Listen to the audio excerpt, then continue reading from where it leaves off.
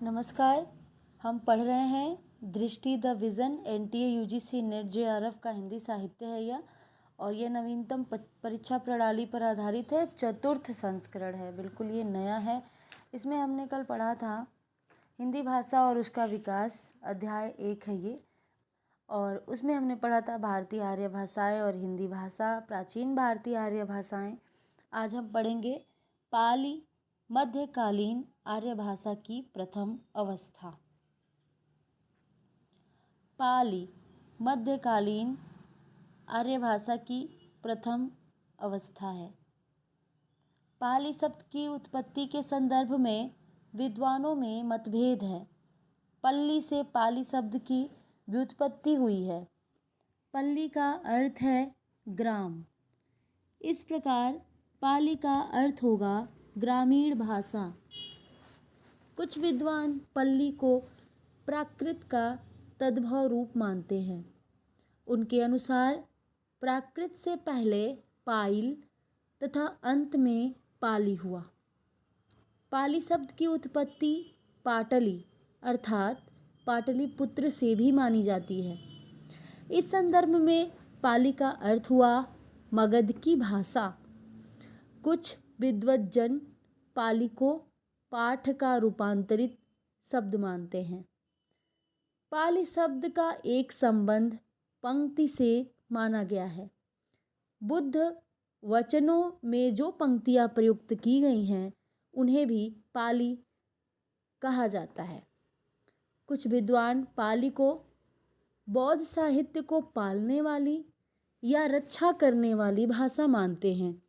इसका प्रमाण है पा रखतीति बुद्ध वचन इति पाली, अर्थात जिसने बुद्ध के वचनों की रक्षा की गई है वही पाली है। डॉक्टर हरदेव बाहरी के अनुसार भाषा के अर्थ में पाली शब्द का उपयोग सबसे पहले आचार्य बुद्ध घोष 5वीं सदी में किया था। माना जाता है कि पाली शब्द का उपयोग यूरोप में सर्वप्रथम हुआ, किंतु कच्चायन और भोगलान नामक 2 पाली वैयाकरणों ने पाली का उपयोग भाषा के अर्थ में किया है। पाली शब्द की व्युत्पत्ति के संबंध में विद्वानों की राय है, और यहाँ से एक प्रश्न अवश्य आता है। विद्वान है विधुशेखर भट्टाचार्य, और इन्होंने व्युत्पत्ति माना है पहले पंकित, फिर पंक्ति, फिर पत्ती, फिर पट्ठी, फिर पल्ली, और बाद में हो गया पाली। मैक्स वालेसर ने कहा है कि पाली की व्युत्पत्ति हुई है सबसे पहले पाटली, फिर पाडली, फिर पाली, फिर पाली। विद्वान है भिक्षु जगदीश काश्यप। इन्होंने माना है कि सबसे पहले पाली का स्वरूप था पर्याय, पलियाय, पालियाय, फिर पाली। भंडारकर व वाकर नागल इन्होंने कहा है कि सबसे पहले प्राकृत था, फिर पाकट हुआ, फिर पाअड हुआ, फिर पाउल हुआ, फिर पाली हुआ। भिक्षु सिद्धार्थ ने कहा है कि पहले पाठ, फिर पाल, फिर पाली, फिर पाली। कौशाम्बी ने कहा है, विद्वान है कौशाम्बी, इन्होंने कहा है कि पाल पहले था, उसके बाद पाली हुआ। उदय नारायण तिवारी कह रहे हैं कि पाली शब्द की व्युत्पत्ति पा धन ऋय धन ली पाली से हुआ है, फिर पाली हुआ है। बौद्ध धर्म से संबंधित ये तीनों महत्वपूर्ण ग्रंथ पाली में हैं। कौन कौन से ग्रंथ है? पहला है सुत्त पिटक, दूसरा है विनय पिटक, तीसरा है अभिधम्म पिटक। ये बौद्ध धर्म से संबंधित तीनों महत्वपूर्ण ग्रंथ पाली भाषा में है।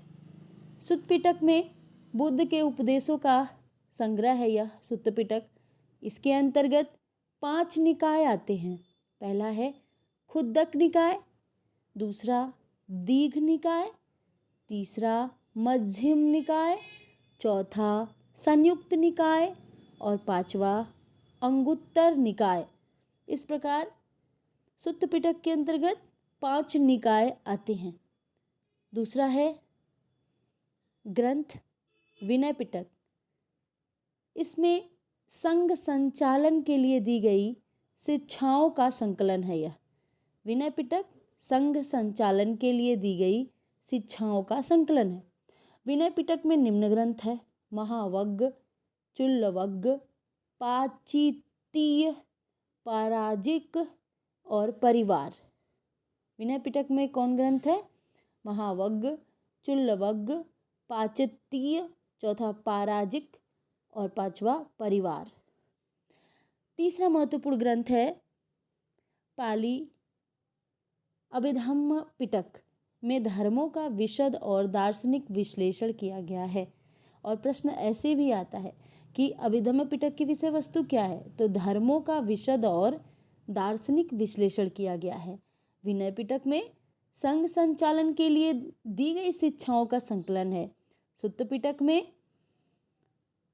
पिटक में क्या है? इसके अंतर्गत 5 निकाय आते हैं और ये बुद्ध के उपदेशों का संग्रह है। सुत्त पिटक बुद्ध के उपदेशों का संग्रह है। बौद्ध धर्म का प्रभाव होने के कारण सम्राट अशोक की राजभाषा पाली थी।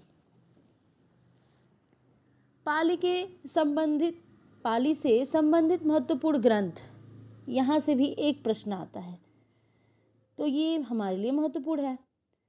तो देखते हैं पाली से संबंधित महत्वपूर्ण ग्रंथ है अट्ठ कथा साहित्य। रचयिता हैं आचार्य बुद्ध घोष। समय है 5वीं सदी। ग्रंथ है विशुद्धिमग्ग। ये महत्वपूर्ण ग्रंथ है विशुद्धिमग्ग। इसको बौद्ध सिद्धांतों का कोश भी कहा जाता है, विशुद्धिमग्ग को। और इसके रचयिता हैं आचार्य बुद्ध घोष। तीसरा ग्रंथ है कच्चायन व्याकरण। इसके रचयिता है महाकच्चायन और इसका समय है 7वीं सदी। चौथा है महत्वपूर्ण ग्रंथ मोगलान व्याकरण। इसके रचयिता है मोगलान और समय है 12वीं सदी। पांचवा ग्रंथ है सद्यनीति व्याकरण। सद्यनीति व्याकरण के रचयिता है अग्गवंश और समय है 1154 ईस्वी और इसमें 27 अध्याय है, 1341 सूत्र है। और जो मुगलान व्याकरण है, मुगलान का 12वीं सदी का है, उसमें है 1817 सूत्र। कच्चायन व्याकरण में, जो कि 7वीं सदी का ग्रंथ है, इसमें 675 सूत्र है। और विशुद्धिमग्ग को बौद्ध सिद्धांतों का कोश भी कहते हैं। इसे सुसंधि कप्प और कच्चान ग्रंथ भी कहा जाता है। कच्चान व्याकरण जो है ना, इसको सुसंधि कप्प और कच्चान ग्रंथ भी कहा जाता है। और ये जो मुगलान व्याकरण है, यह पाली का सर्वश्रेष्ठ व्याकरण माना जाता है। और जो ये विशुद्धिमग्ग को बौद्ध सिद्धांतों का कोश भी कहते हैं। तो ये था कुछ तथ्य महत्वपूर्ण।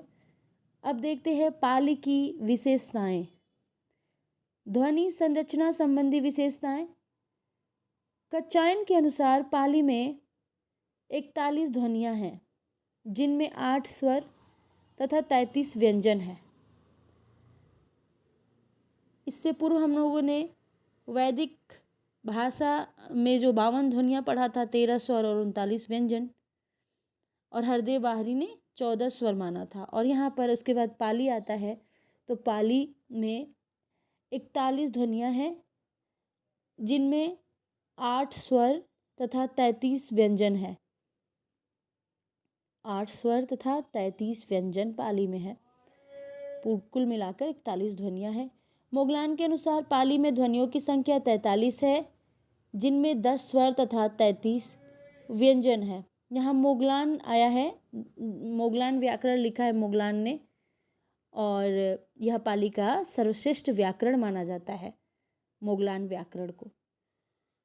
पाली में प्रयुक्त वर्ण है, स्वर है, ह्रस्व स्वर है अ, ई, उ, ए, ओ, और दीर्घ स्वर है आ, ई, उ, ए, ओ, ये है पूरे 8।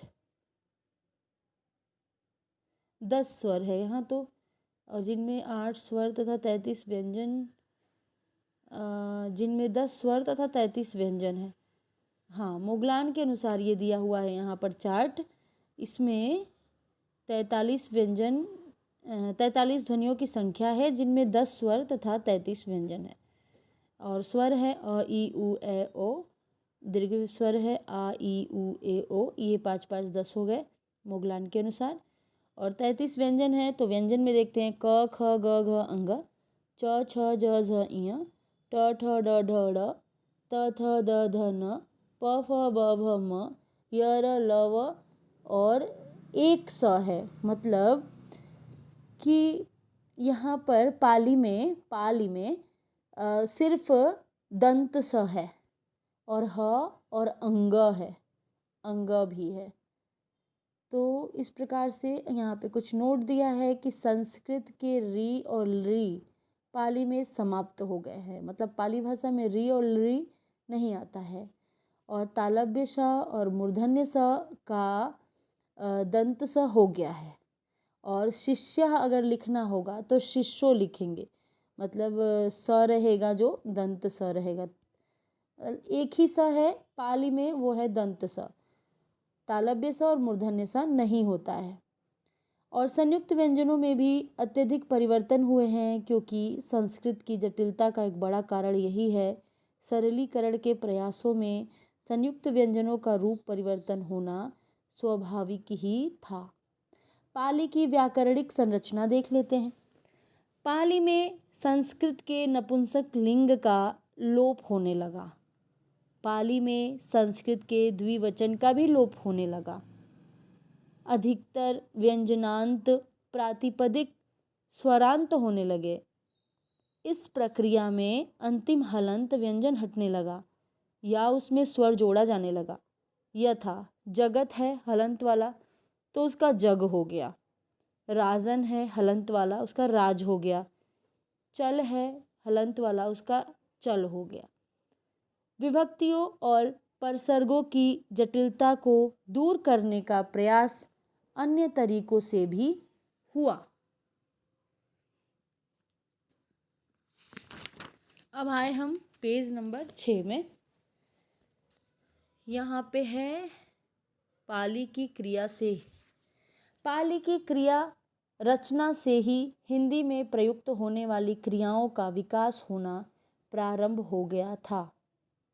पाली की क्रिया रचना से ही हिंदी में प्रयुक्त होने वाली क्रियाओं का विकास होना प्रारंभ हो गया था। यह था जैसे है स्थितः, तो ये हो गया था थी, अर्थात था रूप में हिंदी में विकास हुआ। भवंती, तो इसका हो गया था हुअंती, इसका अर्थ होता है होता रूप में हिंदी में विकास हुआ। पाली में हुअंती हुआ, फिर होता हो गया हिंदी में। भूतः का पाली में हो गया हुआ, और हिंदी में भी हो गया हुआ या हुई रूप में हिंदी में विकास हो गया। शब्दकोशीय प्रवृत्तियाँ देखते हैं। पाली की शब्द संपदा का मूल आधार स्वाभाविक रूप से तद्भव शब्द है। पाली की शब्द संपदा का मूलाधार स्वाभाविक रूप से तद्भव शब्द है। स्थानीय व देशज शब्दों का विकास तेजी से हुआ पाली भाषा में। यथा धड़ का हो गया स्त्री, बप्प का हो गया पिता, ढेकड़ी का हो गया ढक्कन। अब हम देखते हैं प्राकृत भाषा। मध्यकालीन आर्य भाषा की दूसरी अवस्था है प्राकृत। पहली थी पाली, अब दूसरी है प्राकृत। मोटे तौर पर प्राकृत का समय सन 1 ईस्वी से 500 ईस्वी तक माना जाता है। प्राकृत के विकास की अवस्थाओं को किशोरीदास वाजपेयी आदि व्याकरणों ने 3 चरणों में बांटकर देखा है। प्रथम प्राकृत प्राचीन प्रचलित जनभाषा है। नमी साधु ने प्राकृत के संबंध में लिखा है, प्राक पूर्व कृतम प्राकृत, अर्थात पहले से बनी हुई भाषा। तो हमने देखा कि प्राकृत के विकास की अवस्थाओं को किशोरीदास वाजपेयी आदि वैयाकरणों ने 3 चरणों में बांट कर देखा था, जिसमें प्रथम प्राकृत हमने देखा। अब द्वितीय प्राकृत देखते हैं। कुछ विद्वान ऐसा मानते हैं कि संस्कृत भाषा के सरलीकरण के कारण प्राकृत भाषा बनी। कुछ विद्वान ऐसा मानते हैं कि संस्कृत भाषा के सरलीकरण के कारण प्राकृत भाषा बनी। हेमचंद ने लिखा है, प्रकृतिः संस्कृतम तत्र भवम तत् आगतम वा प्राकृतम, अर्थात प्रकृति का मूल संस्कृत है और जो संस्कृत से आगत है वह प्राकृत है। द्वितीय प्राकृत को साहित्यिक प्राकृत भी कहते हैं। अब तृतीय प्राकृत देखते हैं। प्राकृत के बाद की भाषा अपभ्रंश को कुछ विद्वान तृतीय प्राकृत भी कहते हैं। सामान्य रूप से वर्तमान काल में प्राकृत नाम उस भाषा के लिए रूढ़ हो गया है जो ईसवी सन की शुरुआत से 5वीं शताब्दी तक प्रमुख साहित्यिक भाषा के रूप में प्रचलित रही। निष्कर्षतः प्राकृत की प्रथम अवस्था को पाली कहते हैं, प्राकृत की द्वितीय अवस्था को प्राकृत कहते हैं, प्राकृत की तृतीय अवस्था को अपभ्रंश कहते हैं। और ये प्रश्न यहाँ से आता है कि द्वितीय प्राकृत किन्हें कहते हैं, तो प्राकृत को कहते हैं। तृतीय प्राकृत किसे कहते हैं, तो अपभ्रंश को कहते हैं। प्राकृत की विशेषताएं देखते हैं। ध्वनि संरचना संबंधी विशेषताएं। प्राकृत की ध्वनि संरचना पाली के समान ही है। जो बातें पाली से है अलग है वे इस प्रकार हैं। विसर्ग के लुप्त होने की प्रक्रिया पाली में ही शुरू हो गई थी। प्राकृत में इस संबंध में एक और विकास हुआ तथा विसर्ग युक्त अकारांत शब्द विसर्गहीन ओकारांत शब्दों में परिवर्तित होने लगे। उदाहरण के लिए वीरः का वीरो हो गया, प्रश्नः का पढ़ो हो गया, देवः का देवो हो गया। पाली में यह व्यंजन का प्रयोग पर्याप्त मात्रा में होता था, जबकि प्राकृत में प्रायः य समाप्त होने लगा और उसके स्थान पर ज प्रयुक्त होने लगा, य के स्थान पर ज। उदाहरण के लिए यशः को जशः कहा जाने लगा, यह को जो कहा जाने लगा। पाली में संस्कृत के संयुक्त व्यंजनों को सरल करने के लिए द्वित्वीकरण की प्रक्रिया आरंभ हुई थी। प्राकृत में पहली बार इससे अगले चरण के रूप में एक नई परंपरा शुरू हुई जिसे क्षतिपूरक दीर्घीकरण कहा जाता है। इसके अंतर्गत द्वितीकृत रूप में प्राप्त व्यंजन का भी मूल व्यंजन बचा रहा, किंतु दूसरे व्यंजन के स्थान पर वह स्वर में युक्त होकर दीर्घ रूप में व्यक्त होने लगा। उदाहरण के लिए मृत्यु का मिच्चू हो गया, मीच का जिह्वा हो गया, जिह्वा का जीभ हो गया। आचार्य राजशेखर ने प्राकृत को मीठी तथा संस्कृत को कठोर भाषा कहा है। तो राजशेखर ने प्राकृत को मीठी तथा संस्कृत को कठोर भाषा कहा है। क्षतिपूरक दीर्घीकरण संस्कृत से हिंदी के विकास में सबसे महत्वपूर्ण प्रक्रिया है। प्राकृत का योगदान यह है कि उसी स्थिति से यह प्रक्रिया दिखाई देने लगी है। तो ये प्रश्न एक आ सकता है कि क्षतिपूरक दीर्घीकरण संस्कृत से हिंदी के विकास में सबसे महत्वपूर्ण प्रक्रिया किस समय का है, तो प्राकृत जो है उसका ये योगदान है। फिर व्याकरणिक संरचना संबंधी विशेषताएं देखते हैं। प्राकृत में परसर्गों का विकास पाली की तुलना में काफ़ी अलग स्तर पर दिखाई देता है। उदाहरण के लिए इस काल में कय, केरक तथा मध्य परसर्ग दिखते हैं।